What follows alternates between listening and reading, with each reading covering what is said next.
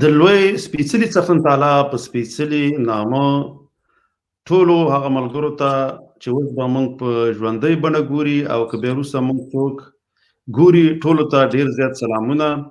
الله دې وکړي چې ټول سره روغ جوړ یاستئ. نن موږ غواړو چې په یوه موضوع باندې خبرې وکړو. موضوع به څه داسې وي چې ولې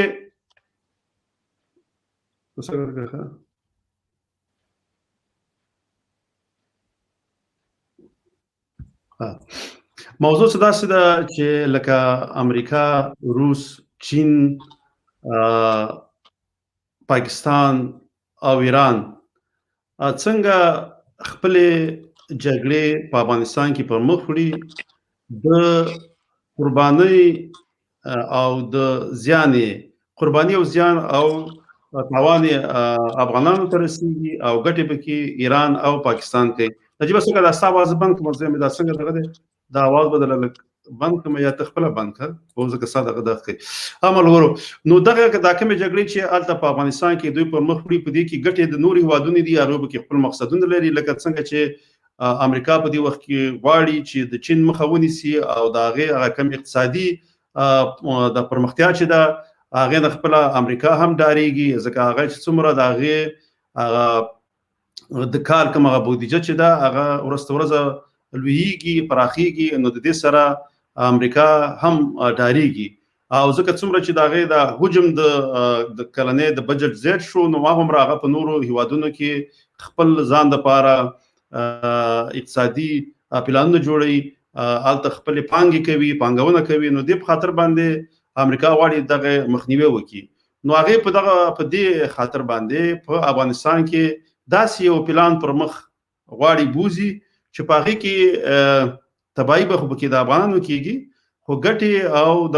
دغه خپله امریکا ته رسېږي په دغه پالیسي باندې. هغه به داسې چې دغه ځای کې به ځینې منطقې طالبانو ته خوشې شي او طالبان او ځینې هغه طالبان یا هغه مزاحمتي ګروپونه چې چین کې دي چې سینکیان ازادي غواړي، هغه به بیا راځي هم د دغه منطقونه به طالبانو سره بېرته په چین کې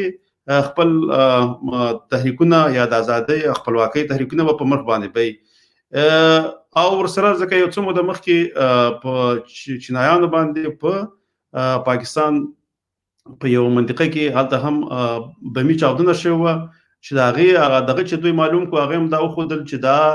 خپله هغه د سینکیانګ ازادي غوښتونکي دغه دي مجاهد دي چې هغوی ازادي غواړي د چین نه، هغوی پکې هلته ملوث وو یا هغه پکې دغه چې دی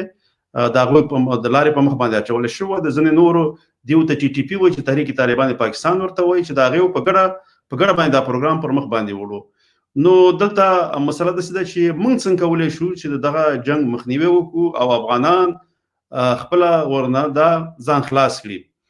یو څه موده راهیسې په ټول نړۍ کې افغانانو د دې جنګ خلاف لاریونونه پیل کړي دي، یا موږ ته احتجاج ویلی شو یا څوک ته مظاهرې وایي، هغې پیل کړي دي او دا لړۍ جریان لري او هغه دا غواړي چې نور افغانان په افغانستان کې جنګ نه غواړي او موږ غواړو چې په افغانستان کې سوله راشي. نو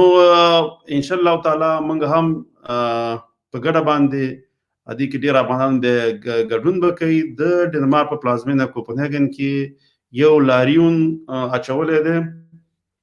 زه دا یو دغه ورچوم لکه دې کې داسې دی لکه دا دی stop the proxy war in Afghanistan، کنه big demonstration in Denmark په 22 د اګست باندې به دا وي. دې کې داسې لکه کوم یو مخصوص ډله نه ده غوره شوې چې د هغې خلاف باندې کېږي، دا د دې په خلاف باندې کېږي چې موږ نور په افغانستان کې جنګ نه غواړو او هغه هېوادونه چې دغه جګړو ته په افغانستان کې لمن وهي او هغوی پکې خپلو مفاداتو یا ګټو دپاره استفادې دې کوي، موږ د هغې خلاف یو. هغه که هر څوک وي،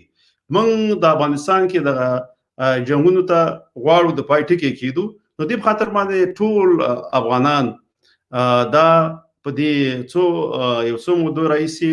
په مختلفو هېوادونو کې لاریونونه کړي، دلته به هم کوي. خو زه به څه کوم، زه په پښتو متن بېرته راواړم. دا کولی شي تاسې خپله هم ووایئ که نه افغانستان کې نباتي جګړه بنده کړئ. په ډنمارک کې د اګست میاشتې په 22 ستر لاریون کېږي. انشاءالله تعالی موږ به د دې لاریون کوونکي ځینې چې دا پروګرام په مخ باندې اچولې د لاریون هغه به هم راغواړو د هغه سره به دلته تاسو سره به سره مرکبه کوو تاسو به د هغه نظرونه واورئ ان شاء الله تعالی نو هغه به به راغواړو اوس که د لري کم به ته اوسې شو نو دغه لاریون په 2 د اگست باندې به ان شاء الله تعالی نو چې هر څوک به غواړي ګډون پکې وکړي به به تمغه ته ادرسونه شنو خو پکې به به چې کله هغه وخت نږدې شو به به د تاسو سره به پاینده کې به هم شریکو دا مقصد زما دینه داو چې لکه افغانان نور په افغانستان کې د جګړې بندول غواړي ځکه دې کې لکه خپل هر هواد ځان ته ګټ لري او دا جنگ خشاک چې دی د زمونږ افغان ولس او افغانان یسو نو موږ دغه جګړه نور نه غواړو یو څه نور لکه د دې موضوع سره دغه لري موږ ته په بل ورځ باندې یو خبرې کړې به زنه ملګرو ویلو چې د الله اکبر چې دا تقریبا 10 کاله د مخه ولې چانواله نو هغه مرګ ته ځاویم چې خپل د افغانستان په ملي سرود کې د الله اکبر نارشته الله اکبر دا ناره په هغه الدشته دی دا چې ډیره د مخ نه څنګه چې اساسي قانون جوړ شو دا هغه غزنه راپورته شو او دا په هغه کې شامل شو همداسې په بیرغ کې لکه څنګه چې طالبانو په بیرغ باندې کلمه لیکل شوې ده داسې د افغانستان په ملي بیرغ باندې هم کلمه لیکل شوې ده نو دغه غږ چې دا خو د بخانه شوې ده دلته غوښنه د مسلې دي چې ک یو تاریخي ځنې مسلې دي چې په هغه باندې موږ غږیږو خو وخت ډیر نسی هغه لپاره به د ان شاء الله تعالی یو جدا پروګرامونه به جوړو په هغه باندې به خبرې کوو لکه کوس موږ وغواړو چې کویو چې د افغانستان جګړه څنګه پیل شوله ولې وشوله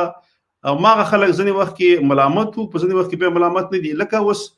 د جمعیت اسلامي ګوند او ځینې نور جهادي ډلې چې د شهید داود خان په وخت کې هغه د افغانستان خلاف باندې کم پاڅون نه وکړ هغه کې هغه مطلق ملامت ته وزګه هغه صرف د پاکستان د ګټو لپاره هغه دا کار کوي ځکه چې په افغانستان کې د پاکستان نه زیات شریعت هم نافذ او د افغانستان د ډیر اسلامیت هم په هغه دې خاطر باندې چې پاکستان خپل ګټې تلټولې نو هغه دا کار کوي کله چې به روسان راغله نو په وخت کې روسان چې راغله به ځنې جهادي ډلې د روسانو په مقابل کې راپاتېدلې په وخت کې صرف په هغه وخت کې چې د روسانو سره جنګېدلې هغه ته به موږ ملامتي په هغه باندې شو چې ځکه چې روسان راغله افغانستان ته افغانستان د اشغال کو دغه جګړه وکړه به هم دغه مجاهدین به دیو ملامتول شو په هغه وخت کې چې کله دوی روسان وتل او به دوی هغه جګړې ته دوام ورکړو او سولې ونه کړه دغه وخت د نظام سره او به روسه دغه نظام ځنې ګوندونو جهادي ګوندونو به دغه نظام سره دوی ائتلافونه وکړه او هغه ائتلافونه به خپل منو کې مجاهدینو په جګړه باندې پیل وکړو دغه وخت کې به د مجاهدینو ته موږ ملامتولې شو ځکه چې دوی خود جهاد د اشغال خلاف کو دغه ځنې ګوندونو مخکې چې کوه خو د اشغال خلاف نو هغه مطلق ملامت د کوم وخت چې شهید داود خان وخت خو چې کوم وخت کې روسان راغله هغه به بل یو بل دوره شروع شله به روسه چې هغه به بل دوره شروع شله په هغه کې دوی خپل مینه کې سره ونه خطر کنده مخکې د الله اکبر شکم به خپل مینه کې سره چونه خطر دغه جهادي ډلې به هم دغه الله اکبر غږ دوی چتو یو بل به په دیو بل په خلاف باندې نو دا خودبانه ډلې جهادي به دوی څنګه دیو بل خلاف باندې دغه د جهاد او د الله اکبر غږ به پورته کوو به طالبان چې راغله هغه هم دغه مجاهدینو د ډلو خلاف چې دوی کوم خرابي شروع کړي و دغه خلاف باندې دوی راغله جګړه ورسره وکړه هغه صرف 15% خار ورته پاتې شو او نور ټول زیاده دغه جهادي ډلې اکثره وتښتېدلې به هم دغه جهادي ډلې د امریکا سره یو ځای شولې او به د طالبانو په خلاف باندې جګړې ته دوام ورکړو او اخره کې د امریکا په زور باندې کابل ونیو او طالبان چې دی هغه د هیواد څخه وتښتېدل یا ځنې تسلیم شول نو مسله به د سیوا چې به طالبان بیرته چا اکمال کړ ولی وشلو او څنګه دوی جګړې ته دوام ورکړ ځنې وخت خود سي چې دوی کوم وخت په قوت کې دغه ځنې جهادي ډلې دوی د خاطر باندې چې طالبانو کې ځنې پښتانه نو هر سړی به رانیو او د طالب نوم به غوښتو او هغه به شکنجه به ورته ورکوله یا به په تکلیف کې کوو کورونه به ورته بمباري کول نو دا غنه د شروع شو چې ځنې د دیو خلاف باندې به د پاتونو وشلو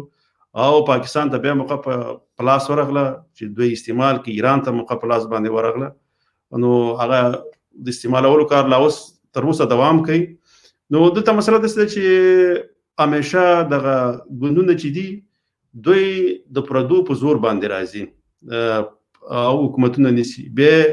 ولس د هغې خلاف جنګیږي قرباني ورکوي خو چې کله بیا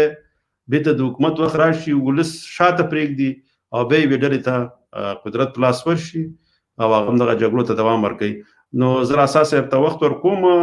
لږ خبرې به هغه وکړي بیا زه وروسته یو څه نورې خبرې خو لرم خو زه اول هغې ته وخت ورکوم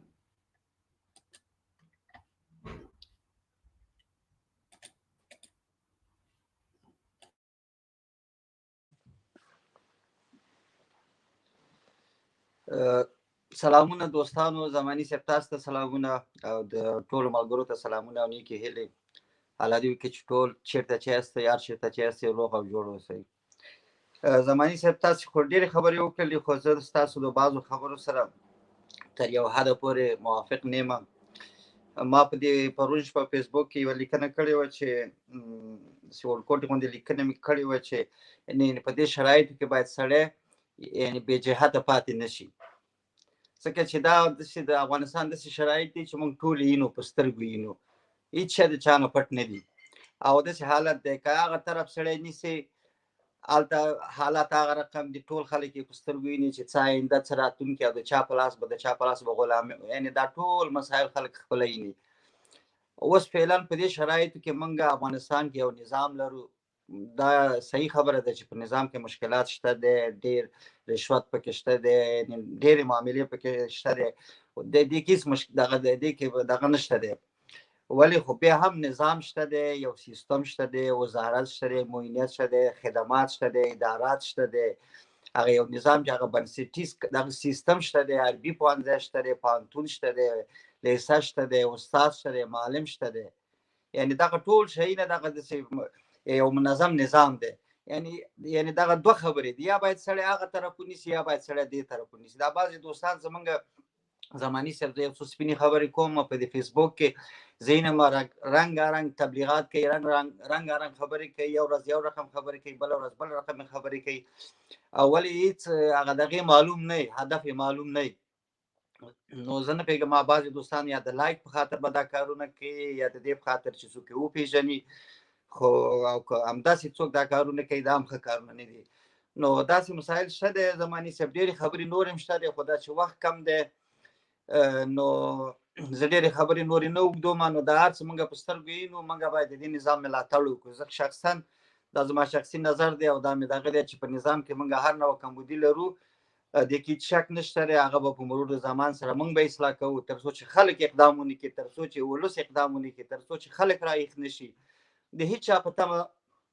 باید سړی موږ ونه اوسېږو ځکه چې تر کومه وخته پورې که هغه یوه ډلکۍ راشي بیا هغه بله ډله به بیا ناراضي بیا به دغه حالت وي تر څو چې ټول ولس منظم رایښ شي او هغه په خپلو خواو بدو باندې پوه شي نو بیا هغه نظام هم سیستم هم جوړېږي هغه وطن هم جوړېږي آبادي هم راځي یعنې هغه ټول مسایل سره جوړېږي نو دا یو څو خبرې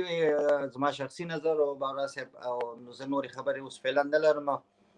نو که تاسې څه ویل لرئ مهرباني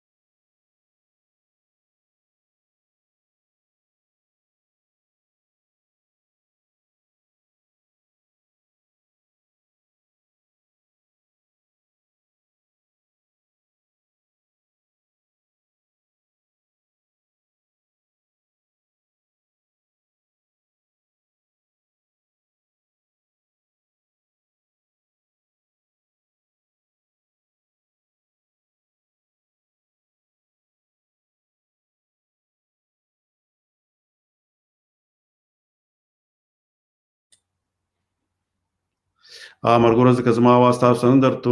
او زما په خسرت کاری مایک بند یا پکې کوم ستونزه و نو هغه برابر شول خو هغه خبرې تاسو درنه راغلی ځکه دا لایو بل خراب شوه می نو هغه تاسو نه زه بخنه غواړم ځکه چې دغه دا لایو به زه به کېدلی شي دومره پاتې نشي دا ژوندی پروګرام ځکه دا به ریکارډ ته نه ځي ځکه چې دې کې هلکه به که پاینده کې دلته پاتې ځکه دې کې په منځ کې ډېر زیاتې ستونزې پکې وي نو انشاءالله تعالی زه دا پروګرام دې باندې به بیا ورځ بیا راځو په دې به بیا خبرې کوو نو په هغې کې مقصد زموږ دا و دا اوس چې افغانستان کې یوه ډله هم د قدرت او د زور د لارې حکومت ته نشي رسېدلی نو که هغه حکومت دی هم څومره چې لکه ناټو وه دغه د امریکا وه هغې په دې دومره قدرت سره په دې ونه توانېدل چې طالبانو له شکست ورکړي او په افغانستان کې سرتاسري سوله راولي نو له دې وروسته بیا څه راولي او طالبان هم نشي کولی چې خپله په خپل زور باندې دغلته حکومت وکړي او په خپل زور باندې واک ته ورسېږي خو دې کې تاوان د افغان ولس دی مري پکې افغانان کډوال کېږي به هم پکې دوی او تاوان او زیان یې افغانانو ته رسېږي خو ملګرو بخښنه غواړم ځکه چې دا پروګرام په منځ کې تقریبا 3-4 دقیقې هغه مایک صحیح کار نه کوي نو هغه پروګرام صحیح نه شوی دا پروګرام به هلته سیف کېږي نه یا محفوظ کېږي به نه دا به موږ لرې کوو انشاءالله تعالی بله ورځ باندې چې بیا موږ راولو همدا عنوان سره به بیا په دې باندې دوباره بېرته خبرې کوو هغه ملګري چې اوس تاسو په ژوندۍ بڼه باندې موږ دلته ګورئ تاسو ټولو ته ډېر زیات سلامونه ځکه ځینې وخت دا تخنیکي ستونزې راځي ځکه مایک بند ورات کاري ما خبرې کولې زما ورته پام شوی نه نو هغه منځ کې ډېر زیات لکه هغه ګیپ راغلی و نو زه انشاءالله تعالی بیا وروسته خبرې کوو ملګرو دا پروګرام ډېر ضرور دا باید پاتې شوی وی هغه پاتې کېږي به نه ځکه چې خبرې کې شوی بارا صاحب خیر هغه دوستانو چې لیدلی دی هغه خو خیر پر صورت که سبا ته موږ بیا راشو لایف به هغه بیا دې وګوري ګنې نور دوستان به انشاءالله وګوري همدا موضوع به انشاءالله سبا شپه به ورباندې خبرې وکړو او ځکه دا ډېر ضرور ده ځکه دې کې یو ډېر څه پکې پاتې شول ځکه یو خو موږ هغه لاریون باره کې خبرې وکړو هغه هم ډېرې ضرور وي اړینه مسله وه ځکه هغه بیا نه کېږي ځکه دا پروګرام د ډېر لږ وخت لپاره به په زما د فیسبوک په پاڼه باندې بیا به دا زه لرې کوم ځکه چې په منځ کې دې کې ډېره تخنیکي ستونزه وه ډېر وخته پورې اواز نه و لکه ما خبرې کولې خو هلته غږ نه تو ځکه اواز بند و کېدلی شي ملګرو به دا ویلي کړي مې چې اواز نه ځي خو بس خیر او اواز نه و بورا صاحب ځکه ما هم چې کمره مې بنده کړه مال چې زنګ درته ووایم دې په خاطر باندې که نو اواز دې بیخي نه و او نه اواز نه و نو بیا دا پروګرام پاتې کېږي به نه ملګرو بس تاسو څخه د الله پاماني واړو تر بله ویدو پورې په لوی الله جل جلاله سپارم خوشحاله ارام او سوکاله او شپه په خیر او په راتلونکي کې به تاسو کوم ملګري غواړئ موږ سره په دې پروګرام کې برخه واخلئ نو تاسو کولی شئ ما ته ولیکئ زه به تاسو ته بیا د دې هغه لینک به درولېږم بیا به د هغې د لارې تاسو هم پروګرام کې برخه یا ګډون وکړئ بس د الله په امان خوشحاله ارام او سوکاله ژوند ولرئ په خیر دوستانو مهرباني